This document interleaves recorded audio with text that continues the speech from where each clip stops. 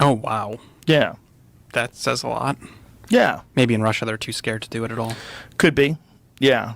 But the fact that they're comfortable with finding people who've said something that they disagree with and putting them in a fucking cage in England in 2024 is really wild. Yeah. I think there's something.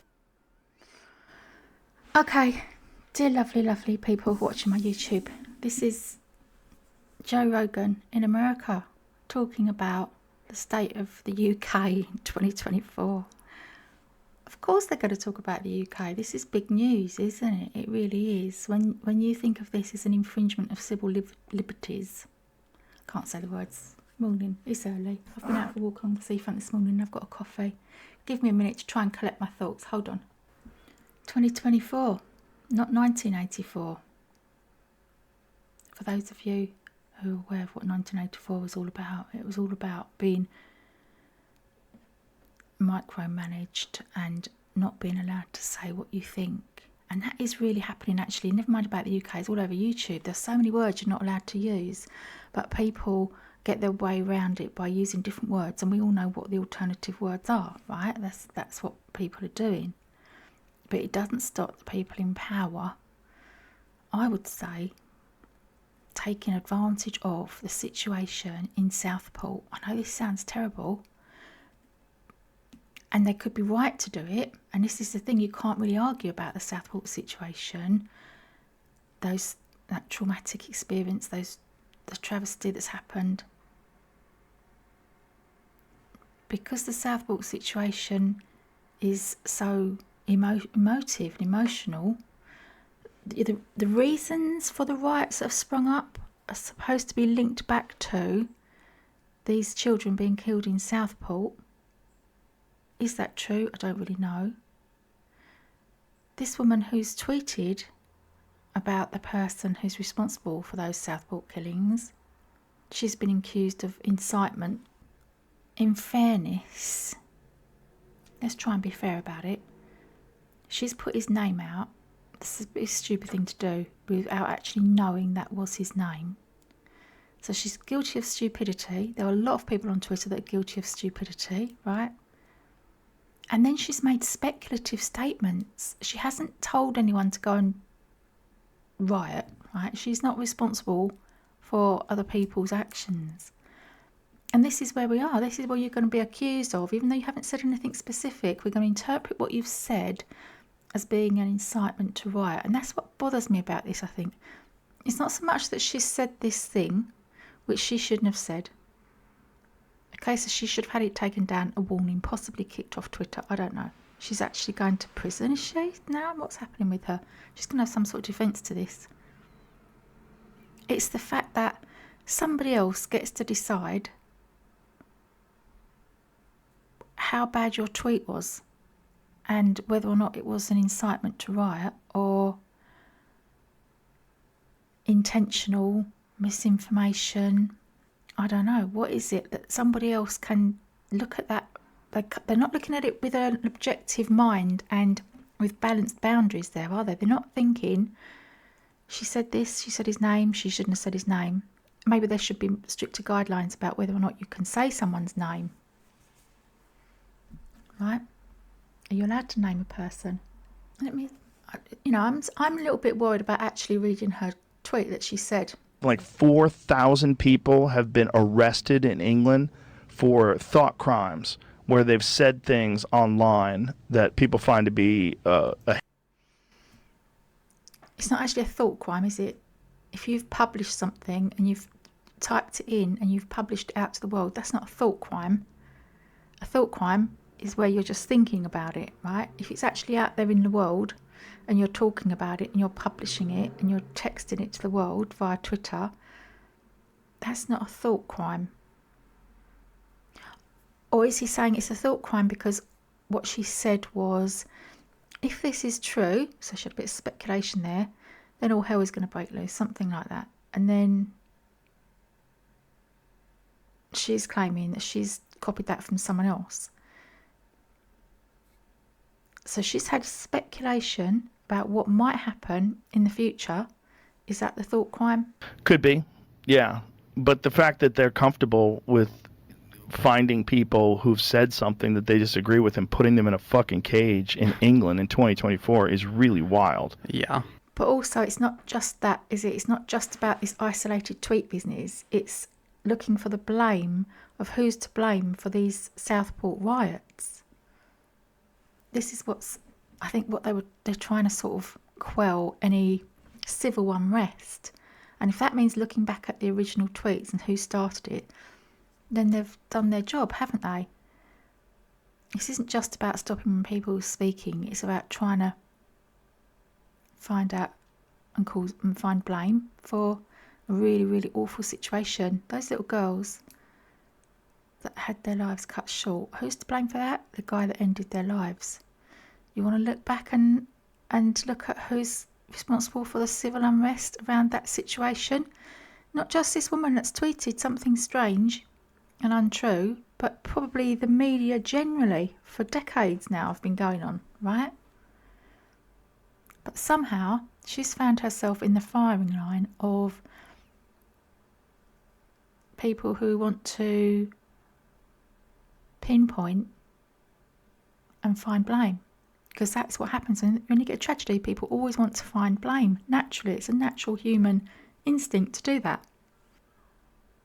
And so this is what bothers me about this, is because it feels a bit like she's being made a scapegoat of, and also being held up as, this could be you. We have got these powers. Actually, there was another guy talking about the powers. I think it's the police chief. Hold on. We have commentators from either end of the political spectrum who like to throw accusations of bias at the police, because we stand in the middle, we operate independently under the law without fear or favour. And if you've got crazy views over there, you don't like it, and if you've got crazy views from over there, you don't like it. We will continue to do that. Being a keyboard warrior does not make you safe from the law. You can be guilty of offences of incitement, of stirring up racial hatred. There are numerous terrorist offences regarding the sort of publishing of material. All of those offences are in play if people are provoking hatred and violence on the streets, and we will come after those individuals just as we will physically confront on the streets. And it's that, isn't it? Deciding that her tweet is inciting people. That is a bit of a stretch, but I'm sure this will be going to court, won't it? I'm sure it will. Rarely has the CPS ever faced such pressure, certainly not since 2011. How are you going to find capacity for dealing with the riots in terms of swift action and a vast multiplicity of charges potentially? Well, we already have that capacity. We've deployed extra prosecutors really from the outset. Over the weekend we had dozens of additional prosecutors. I should say that the CPS has a 24-hour service, 365 days a year. So throughout the evening, one of our CPS areas, CPS Direct, is available to charge. To give an example, between 8 and 10 p.m. on Saturday and Sunday nights, we had 70 lawyers available, more capacity than we actually needed. We also had a surge team available to provide the extra support. During the daytime, prosecutors have been coming in. So we do have the capacity and the capability to deal with not only what we've already experienced, but even if it goes up a gear. How are you finding this surge of prosecutors, though? The CPS lost 30% of prosecutors during the austerity years. Presumably you don't conjure them from nowhere. What knock-on effect does this have on the system? Well, we did lose prosecutors, but actually over recent years we've built up that resource. The system is under enormous pressure. I'm not going to pretend otherwise. I think really the message I want to give today, though, is that in circumstances such as these, which amount to a national emergency, all of us across the criminal justice system, we're working together, we're raising the level of performance, we're finding the resources to serve the public in the way that they would expect us to do.